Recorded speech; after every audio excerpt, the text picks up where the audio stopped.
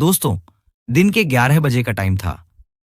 एक बहुत बड़े बैंक में एक बुजुर्ग व्यक्ति जिन्होंने साधारण से कपड़े पहन रखे हैं और उनके हाथ में एक पुराना सा लिफाफा है, उसे लेकर वह बैंक के अंदर घुस जाते हैं। लेकिन जैसे ही वह बुजुर्ग व्यक्ति उस बैंक के अंदर घुसे थे, तो वहां पर जितने भी कस्टमर थे और जितने भी बैंक के कर्मचारी थे, वह अजीब निगाहों से उस बुजुर्ग व्यक्ति की तरफ देखने लगते हैं। उन बुजुर्ग व्यक्ति का नाम था हरपाल सिंह। हरपाल सिंह जी, जिनके एक हाथ में छड़ी है और एक हाथ में उन्होंने पुराना सा लिफाफा पकड़ रखा है। वह धीरे धीरे काउंटर की तरफ बढ़ने लगते हैं, जो काउंटर ग्राहकों के लिए था, और ग्राहकों की मदद करने के लिए एक महिला वहां पर बैठी हुई थी, जिस महिला का नाम था संगीता। अब वह धीरे धीरे संगीता की तरफ पहुंच गए थे, लेकिन बैंक के अंदर जितने भी लोग थे और जितने भी बैंक के कर्मचारी थे, सभी की निगाहें हरपाल सिंह जी के ऊपर टिकी हुई थी। इसके बाद वह संगीता के पास जाते हैं और जाने के बाद बड़ी ही विनम्रता से कहते हैं कि देखिए मैडम, मेरे अकाउंट में क्या हो गया है, ये अच्छी तरह से चल नहीं रहा है।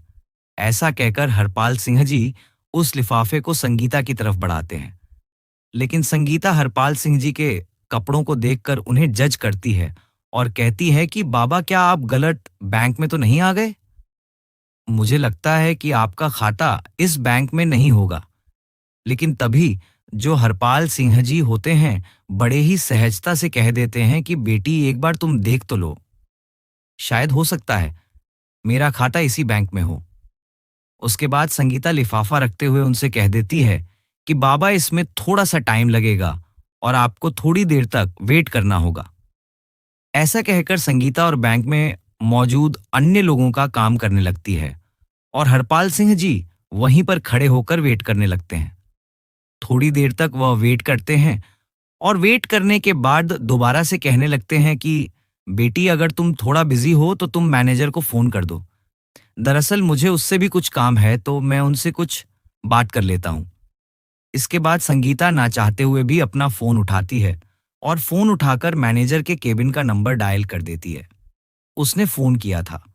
फोन करने के बाद मैनेजर को बता दिया था कि एक बुजुर्ग व्यक्ति आपसे मिलना चाहते हैं। आप कहो तो मैं उनको वहां पर भेज देती हूँ। इसके बाद जो मैनेजर होता है, वहीं से हरपाल सिंह जी को देखने लगता है। हरपाल सिंह जी बड़े ही साधारण दिखाई दे रहे थे। तो तभी मैनेजर फोन पर संगीता से पूछने लगता है कि क्या यह हमारे बैंक का कस्टमर है या फिर ऐसे ही कुछ मुंह उठाकर चला आया है। तो वह कहती है कि सर, ये बात तो मुझे नहीं पता है, लेकिन ये आपसे मिलने की बात कर रहे हैं। तो उसके बाद मैनेजर कह देता है कि ऐसे लोगों के लिए मेरे पास टाइम नहीं है। तुम ऐसा करो, इन्हें बिठा दो और थोड़ी देर बैठकर यहां से चले जाएंगे।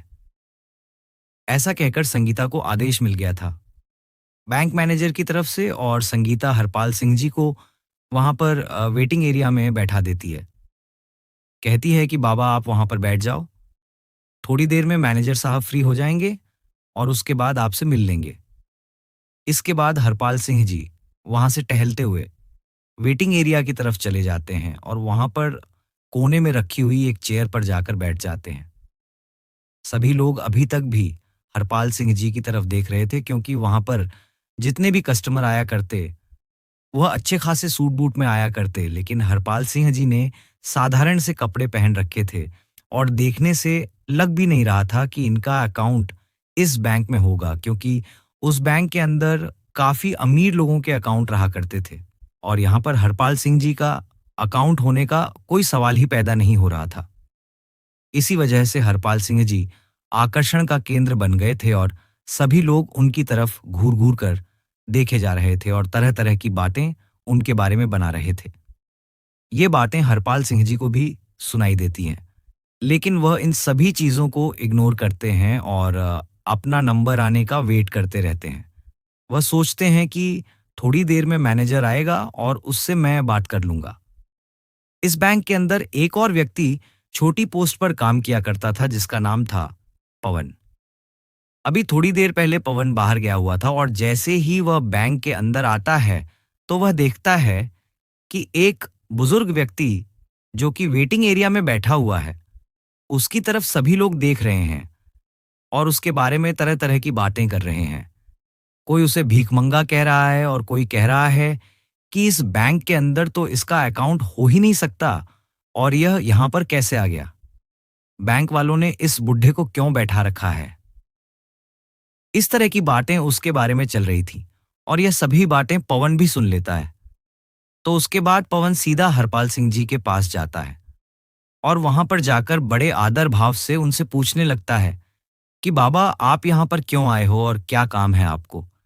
क्योंकि पवन को यह सब कुछ बड़ा ही बुरा लगता है। वह बुजुर्ग व्यक्ति की हालत को देखकर थोड़ा सा परेशान हो जाता है और इसी वजह से वह उससे पूछने के लिए गया था। वहां पर जाने के बाद वह बुजुर्ग व्यक्ति पवन को बता देता है कि मुझे मैनेजर से मिलना है और उससे मुझे कुछ काम है। इस बात को सुनकर पवन उनसे कहता है कि ठीक है बाबा, आप थोड़ी देर यहाँ पर वेट करो और मैं अभी मैनेजर से बात करके आता हूँ। इसके बाद पवन मैनेजर के केबिन में जाता है और उन्हें उस बुजुर्ग व्यक्ति के बारे में बता देता है। लेकिन मैनेजर पहले से ही उस बुजुर्ग व्यक्ति के बारे में जानता था और कहने लगता है कि पता है मुझे, मैंने ही उसे वहां पर बिठा रखा है। थोड़ी देर वहां पर बैठेगा और बैठने के बाद वहां से चला जाएगा। इसके बाद मैनेजर पवन को और कोई काम बता देता है और कहता है कि तुम अपना काम कर लो और तुम्हें इस चीज से कोई भी मतलब नहीं है। अब पवन दूसरे काम में लग जाता है और धीरे धीरे उस बुजुर्ग व्यक्ति को वहां पर बैठे हुए लगभग 1 घंटा हो गया था। 1 घंटे तक बुजुर्ग व्यक्ति अपना धैर्य रखता है, लेकिन उसके बाद उसे यह बात सहन नहीं होती। वह खड़ा होता है और खड़ा होने के बाद मैनेजर के केबिन की तरफ बढ़ने लगता है। अब जैसे ही वह मैनेजर के केबिन की तरफ बढ़ता है तो मैनेजर देखता है कि वह बुजुर्ग व्यक्ति उसके पास ही आ रहा है। तो वह फौरन से अपने केबिन से बाहर निकलता है और निकलने के बाद उस बुजुर्ग व्यक्ति के सामने खड़ा हो जाता है और थिरकते हुए पूछने लगता है कि हाँ बाबा बताइए, आपको क्या काम है। तो हरपाल सिंह जी अपना लिफाफा आगे की तरफ बढ़ाते हुए कहने लगते हैं कि बेटा यह देखो, मेरा बैंक अकाउंट की डिटेल इसके अंदर है और मेरे बैंक अकाउंट से कोई भी लेन देन नहीं हो पा रही है। आप देखकर ये बताइए कि इसमें क्या दिक्कत है। अब इस बात को सुनकर मैनेजर थोड़ी देर तक सोच विचार करता है और सोच विचार करने के बाद कह देता है कि बाबा, जब किसी बैंक अकाउंट में पैसे नहीं रहा करते तो ऐसा ही हो जाता है। मेरे ख्याल से आपने भी अपने अकाउंट में पैसे जमा नहीं करवाए होंगे और इसी वजह से आपके अकाउंट की लेन देन रोक दी गई है। इसके बाद जो बुजुर्ग व्यक्ति होते हैं वह बड़े ही विनम्र भाव से कहने लगते हैं कि बेटा पहले तुम एक बार अकाउंट को चेक तो कर लो, उसके बाद ही कुछ मुझे बताओ तो ही अच्छा रहेगा। इस तरह से तुम कैसे बता सकते हो। तो मैनेजर हंसने लगता है और हंसते हुए कह देता है कि बाबा यह सालों का एक्सपीरियंस है और सालों से मैंने यही काम किया है। आप जैसे लोगों की शक्ल को देखकर मैं बता देता हूं कि कौन व्यक्ति किस तरह का है, किसने अपने अकाउंट में कितना पैसा जमा किया होगा। तो आपके अकाउंट में तो मुझे कुछ भी दिखाई नहीं दे रहा और मैं चाहता हूं कि अब आप यहां से चले जाओ। सभी कस्टमर आपकी तरफ देख रहे हैं और बैंक के अंदर एक अलग तरह का माहौल क्रिएट हो रहा है। इसके बाद हरपाल सिंह जी उस लिफाफे को उसकी टेबल पर रखते हैं और कहते हैं कि ठीक ठीक है बेटा, मैं तो चला जाऊंगा, लेकिन तुम इस लिफाफे में जो भी डिटेल लिखी हुई है उनको एक बार जरूर से देख लेना। ऐसा कहकर हरपाल सिंह जी वहां से जाने लगते हैं और जाते जाते जैसे ही वह गेट पर पहुंचते हैं तो फौरन मुड़कर कहते हैं कि बेटा, तुम्हें यह सब कुछ करने का बहुत बुरा नतीजा भुगतना पड़ेगा। ऐसा कहकर हरपाल सिंह जी वहां से बैंक के मेन गेट से बाहर निकल गए थे और टहलते टहलते वहां से चले जाते हैं। इसके बाद जब मैनेजर को यह बात सुनाई देती है कि तुम्हें बहुत कुछ भुगतना पड़ेगा तो थोड़ा सा तो उसे लगता है, लेकिन फिर वह सोचता है कि बुढ़ापे में ऐसे ही कह दिया होगा, कोई भी कैसी भी दिक्कत नहीं है। मैनेजर अपने काम धंधे को करने के लिए चला जाता है। इधर टेबल पर वह लिफाफा पड़ा हुआ था, जिस लिफाफे के अंदर बुजुर्ग व्यक्ति के बैंक अकाउंट की डिटेल थी। इसके बाद जो पवन होता है वहां से उस लिफाफे को उठा लेता है और अपने कंप्यूटर के सर्वर में लॉगिन करके उस लिफाफे के अंदर दी गई जानकारी के हिसाब से ढूंढने लगता है। ढूंढने के बाद जब पुराना रिकॉर्ड खंगाला जाता है तो उसे पता चलता है कि ये जो व्यक्ति यहाँ पर आया था, यह इस बैंक का एक तरह से मालिक ही है, क्योंकि इस बैंक के 60 शेयर इसके पास ही है। अब इस बात को सुनकर वह बड़ा ही हैरान होता है और भी अच्छी तरह से उस डिटेल को पढ़ने लगता है। तो डिटेल को पढ़ने के बाद वह पूरी तरह से कंफर्म हो जाता है कि यह इस बैंक के मालिक ही हैं। इसके बाद पवन उस रिपोर्ट की कॉपी निकालता है और कॉपी निकालकर बैंक मैनेजर के पास जाने लगता है। बैंक मैनेजर, जो अपने केबिन में किसी अमीर कस्टमर से बात कर रहे थे और उन्हें तरह तरह की स्कीमें बता रहे थे। इसके बाद पवन नोट करता है और नोट करने के बाद केबिन के अंदर आने लगता है। बैंक मैनेजर उसे इशारा करता है और इशारे से पूछने लगता है कि किस लिए तुम यहाँ पर आए हो।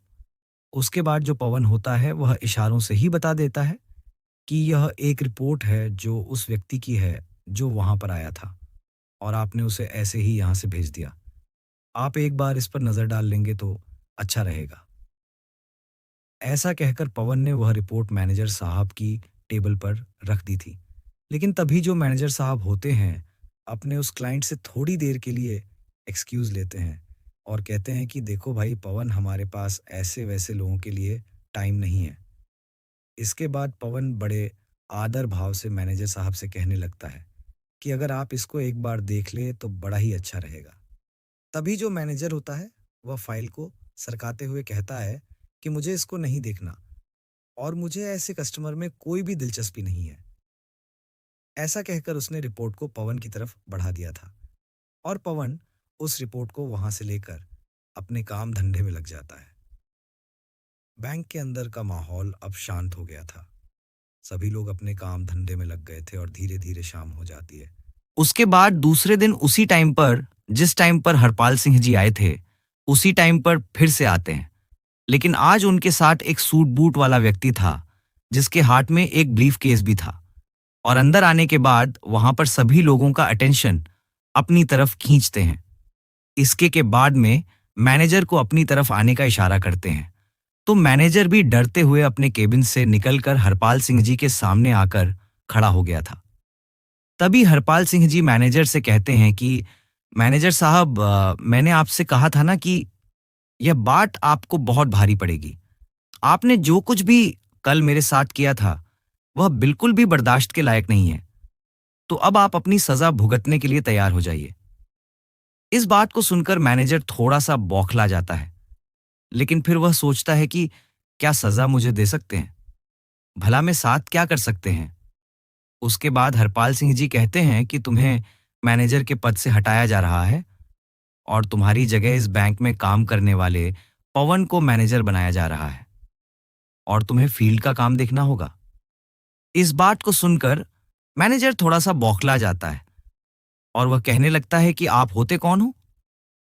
मुझे इस तरह से हटाने वाले तो हरपाल सिंह जी कह देते हैं कि मैं इस बैंक का एक तरह से मालिक ही समझ लो, क्योंकि 60 पर शेयर वैल्यू मेरे पास है और मैं चाहूं तो तुम्हें हटा भी सकता हूं और किसी और को तुम्हारी जगह लगा भी सकता हूं। ये बात सुनकर बैंक के अंदर जितने भी कर्मचारी थे और जो कुछ कस्टमर कल भी इस बैंक के अंदर आए थे और आज भी आए थे, वह सभी लोग एकदम से हैरान हो जाते हैं और हरपाल सिंह जी की तरफ फटी की फटी रह गई निगाहों से देखने लगते हैं। इसके बाद वह व्यक्ति जो हरपाल सिंह जी के साथ आया था, वह अपने उस सूटकेस को खोलता है और खोलने के बाद उसमें से एक डॉक्यूमेंट निकालता है जो कि पवन की प्रमोशन का था। उसे एक बैंक मैनेजर बना दिया गया था। इसके बाद में दूसरा लेटर निकलता है जिसको बैंक मैनेजर को दे देता है और कहता है कि अगर तुम्हें फील्ड में ड्यूटी करनी है तो तुम बेशक से कर लो, लेकिन मैनेजर बनकर तुम इस बैंक में नहीं रह सकते।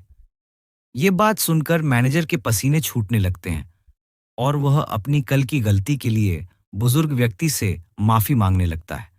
लेकिन तभी जो हरपाल सिंह जी होते हैं वह उसे उठाते हैं और कहते हैं कि माफी किस बात की मांग रहे हो और मैं किस वजह से तुम्हें माफ कर दूं।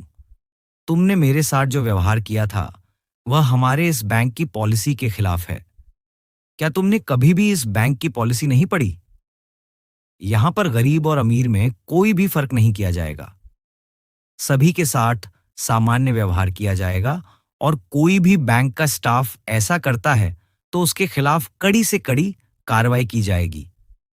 तो हरपाल सिंह जी कहते हैं कि वह तो मैं तुम पर रहम कर रहा हूं कि तुम्हें काम करने योग्य छोड़ रहा हूं, वरना मैं चाहूं तो तुझे यहां से हटा भी सकता हूं।